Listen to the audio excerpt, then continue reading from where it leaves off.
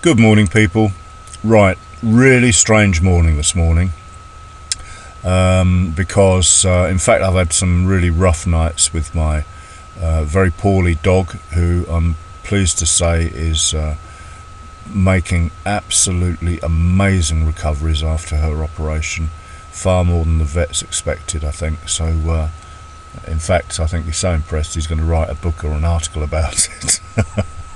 Anyway, that aside, my dog has dictated my life at the moment, and she had me up a couple of times at night, and consequently I just switched my alarm off, and if I woke up for the Frankfurt Open, I'd trade it. If I didn't, I'd miss it. I had hoped to catch the cable 8 to 8:15 trade, but again, if I missed it, it wasn't a major thing.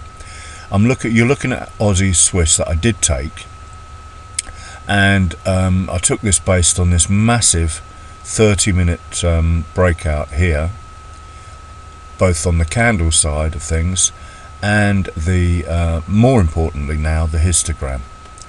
When that busts, this is the bust and break, or that was the original bust and break, and you can see how powerful these moves are on this 30-minute, and I've talked about this before.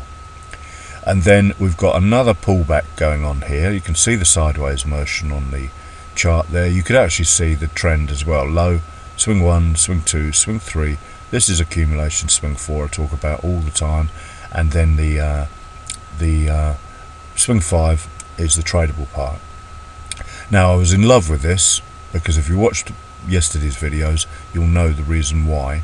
But the fact remains, this was the pullback. Here's the bust and break out on the 30-minute, and you can see the power of it. So why was I so in love with the Aussie Swiss? Well, because of this daily high here. I said to you that I expect, oh, my mouse has just started to decide to play up. I expected this to be tested and broken, and as always, I did say yesterday, nothing moves in a straight line, and it didn't. So yesterday was a pullback day, today is the continuation day and the test and break. You know, if you consider that an hourly chart, let's say for instance, that daily chart, you wouldn't think twice about that day's pullback and then the continuation. So all that is part 4 of the swing. Swing 1, swing 2, swing 3, swing 4, and continuation, as I talked about in that 5-minute video, I think it was, or the 5-minute time frame. So trends operate in the same manner on every time frame, just to remind yourself when you're looking at these higher time frames how long you may have to wait patiently. And if they go without you, they go without you. So the 30-minute was the reason for the trade. Then it was just a question of watching it and seeing the histo alert do its stuff, but you could take it anywhere based on that 30-minute and just suffer the drawdown, which is partly what I did, because I'd missed the Frankfurt Open, I'd missed the pre-Frankfurt Open. I liked the look at this. We'd already tested that daily high there it is there, with this candle here. There was no reason to consider shorting. We'd actually confirmed on this time frame as well, the 5-minute there, low, high, low, lower high, lower low, and then the close with that candle there. So I suffered about 7 or 8 pips drawdown and made about 7 pips out of this trade. That did carry over the hour, which tends to break some of my rules, but this is not the biggest range in the world, so you could put a safe 15-20 pip stop below the old resistance levels here, or to be even safer, below the support levels here, and that's where you need to consider your stops for the safest stops. To be fair, using the 1-minute chart, the stop just needed to be below the support here. It's obscene, really. So don't tempt fate, as it were. Just it's obscene how small the stops need to be. That's what I mean, because you are entering as a result of, as I say before, the Russian doll effect. you know, all the accumulation and distribution should have been done when you enter. That's why this method, I love it so much.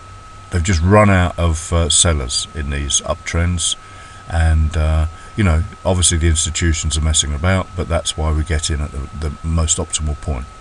Anyway, over to cable. I did actually get involved in a trade about 7:30. Where am I?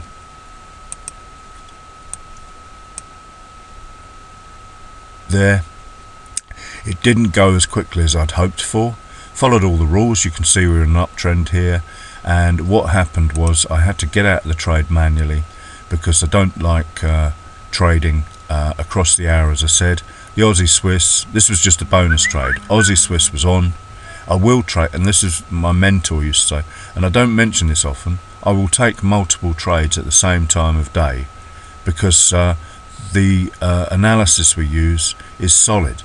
My old mentor used to use different analysis, but similar method, getting in the trend, using the lower time frames to get into higher time frame trends. No different than a lot of people trade, but this was just sort of by comparison, a punt. The Aussie Swiss was as a result of masses of analysis over 2 days, yesterday and today, and in fact I didn't even look at the 30-minute. If I'd looked at the 30-minute on cable, I don't know, it may well have offered up the same sort of strength, if you like. It doesn't in this instance. We haven't really got a break and bust scenario going on. Might have it on the 15, but as I say, yeah, there was really. There's the break up, there's the pullback, there's the break and bust there, and then no, we didn't get it on the 15-minute. I would like to see green and red and green here, but so totally different trade. What I did was get out before the hour to be safe, and then as you can see, it's flown upwards. Then we had the 15-minute break, and this was exactly the time my family decided to talk to me about the dog, and I missed the perfect trade. You got a high, low, lower, high, lower, low on the 1 minute, then the low, high, higher, low, break and close on the 1 minute, combined with the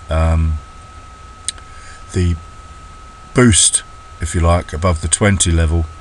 In fact, I think this might have broken as well. Yeah, even that one broke the 20 level there, which is the momentum move and which is the trigger to take the trade on this alert indicator. So a couple of unsatisfactory trades there, and one that made all my money for the morning, the day rather. So that's a roundup of what happened today. So that'll teach me to have a lay in, but you know, trades are all over the place, guys. The point of this video is to show you really that you need to sorry, my dog distracted me. That you just, if you can't, for whatever reason, family or otherwise, take trades, there's plenty of trades out there. Don't get stressed out about it. Don't just jump in and out of trades willy-nilly. And with regards to the cable that had to close just above break even, a tiny little profit, you know, that's the rules, guys. Stick to your rules. I don't want to be trading. The amount of times I've seen this do this at the hour, you'd have them push up and then it just collapses, and I was tempted to get into this collapse. I've seen this time and time again, and but it breaks my rules. There was no RSI situation going on. There was no reversal on the like this M1 reversal situation, this long side one. There was nothing I could do there. If it doesn't fit my tick boxes, I do not take the trades, because the amount of times I thought, oh, I've seen this happen 100 times, and then I take it and it goes the other way. You know, that's worse. I think it's now 16. I'm officially going to say 16 years of studying charts are what bring you to this stage.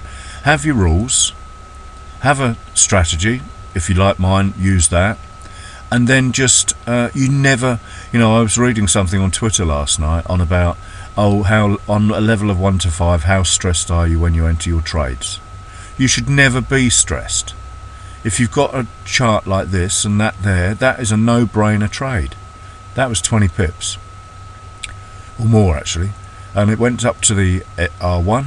R1 is a brilliant spot to consider taking your profits. So I perhaps wouldn't have held for 5. I would have probably gone on for the big, just short of that R1. 15, 20 pips, fabulous. Thank you very much. And that's it, guys. So there was the daily pivot. I was going to mention that as well. So trading above the daily pivot is fantastic. Trading with the currency strength meter is fantastic. Trading with the daily open, this indicator here, although I barely even notice it, is good. If all your tick boxes and your careful analysis of the higher time frames on the RSI and the candlestick reversals all tick, then you've got to go long. You can't go short. Okay, thanks for watching. Have a great day, guys.